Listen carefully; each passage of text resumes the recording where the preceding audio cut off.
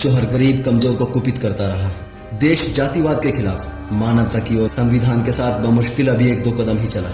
ये बिला उठे हैं। इनके विधान की संविधान ने नसबंदी कर दी है। ये तकलीफ में है। ये वही राज चाहते हैं। इन वेदों के साथ मनु का विधान जस्टिफाई करना चाहते हैं, जिसमें मुख से ब्राह्मण पैदा हुआ, भुजाओं से क्षत्रिय पैदा हुआ, पेट से वैश्य और पांव से शूद्र पैदा हुआ, जिसमें समस्त भारतीय नारी शूद्र घोषित की गई। ये सब वैसा ही चाहते हैं।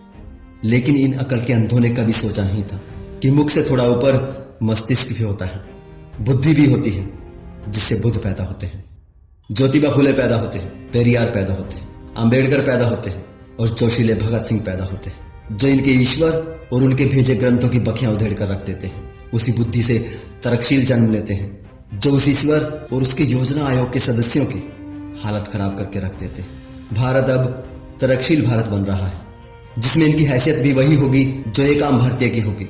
समता, समानता, बंधुता, भाईचारा इन्हें हमेशा के लिए सत्ता विहीन कर देगा। यही वो मूल कारण है जो इन्हें सोने नहीं देता, बेचैन कर रहा है। इसलिए ही ये वो हर पैंतरा अपनाते हैं, जिससे लोग इनके ग्रंथों से चिपके रहे, इन मुफ्तखोरों के लिए पैसा और प्रतिष्ठा जुटाते रहे। इनके पीछे लगा युवा वर्ग, मैं उसके लिए थोड़ी संवेदना रखता, क्योंकि ये वो भारतीय हैं जो वेदों पुराणों के अलावा भारत की भी चिंता करता है। किसी भी आर्य समाजी धर्मावलंबी को नीचा दिखाना मेरा मकसद नहीं। मेरा मकसद सिर्फ इतना है, कौन ज्यादा ताकतवर है, कौन विकट परिस्थिति में टिका रह सकता है। सर्वाइवल ऑफ फिटेस्ट प्रकृति का नियम है जो सभी पर लागू होता है, चाहे वो कोई जीव हो या इंसान या इंसानों का समूह, देश। इस नियम के हिसाब से जो सख्त जान है, जो ताकतवर है, जो टक्कर दे सकता है, वही टिकेगा।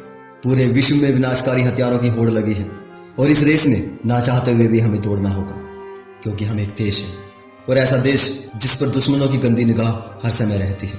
और जिन लोगों के पीछे आप लोग लगे हैं, ये वही हैं जो वैदिक मंत्रों से दुश्मन को गिरा डालने के दावे करते हैं, जिसे ये सुनहरी वैदिक काल कहकर सपने दिखाते हैं। ये वेद ही हैं जिनकी वजह से हमारा देश बार बार गुलाम हुआ, बार बार लूटा है। 5000 सैनिकों को लेकर आया था गजनी और 50,000 हिंदुओं को मार गया था, मंदिरों को लूट कर ले गया था।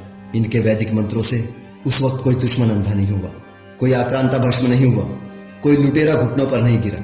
कट कट गिरे तो मासूम भारतीयों के शीश, जिनको इन्होंने वेदों पुराणों मंत्रों की शक्ति ईश्वर वाणी के नाम पर बेवकूफ बना रखा था।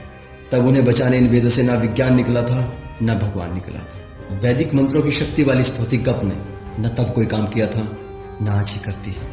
इन शास्त्रों से अब तक कोई शस्त्र बाहर नहीं निकला जो सीमा पार के घुसपैठियों को मार सके, बल्कि जो शस्त्र निकला वो अपने ही गरीब और नासमझ लोगों की मानसिकता को कुंद करता रहा है।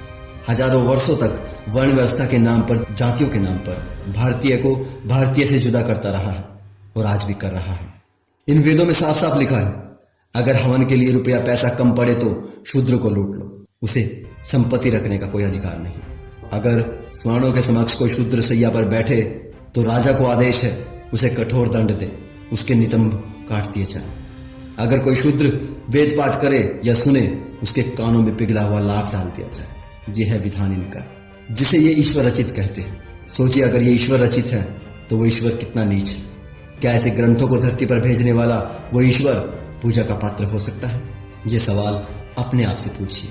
ये वेद पुराण ग्रंथ किसी ईश्वर ने नहीं लिखे, ये वैदिक वैज्ञानिक खुद जानते हैं। इन वेदों में कोई भगवान नहीं, कोई विज्ञान नहीं।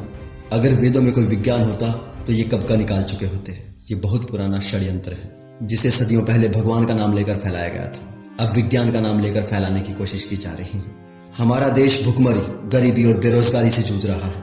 इन्हीं अंधास्थाओं की वजह से इस देश का भूखा युवा उन्मादी बना दिया है इन्होंने। जिसे भारत का मुस्तकबिल होना चाहिए था, उसे ये खोखले गर्व के घोड़े पर बैठाकर धर्म का झंडा थमाकर किस काल में ले जाना चाहते हैं, पूछिए इनसे।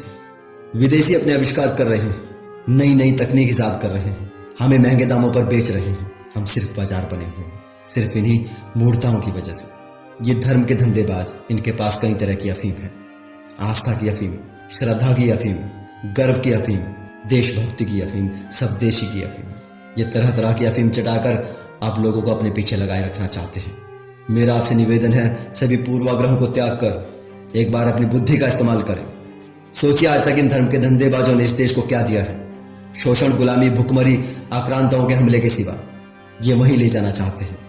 ये बस किसी भी तरह अपनी सत्ता चाहते हैं। समय है दोस्तों, संभल जाइए। मानवता और वैज्ञानिक चिंतन के साथ देश को आगे बढ़ाइए।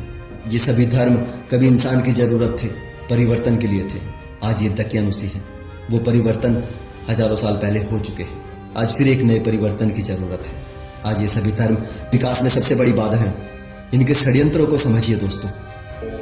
आज के लिए इतना ही दोस्तों। अगर वीडियो अच्छा लगा है तो इसे ज़्यादा से ज़्यादा लोगों तक पहुंचा दीजिए और हमारे इस चैनल को सब्सक्राइब कर लीजिए। आखंड और अंधविश्वास मिटाने में हमारी मदद कीजिए। जल्दी ही मिलते हैं अगले वीडियो में। धन्यवाद।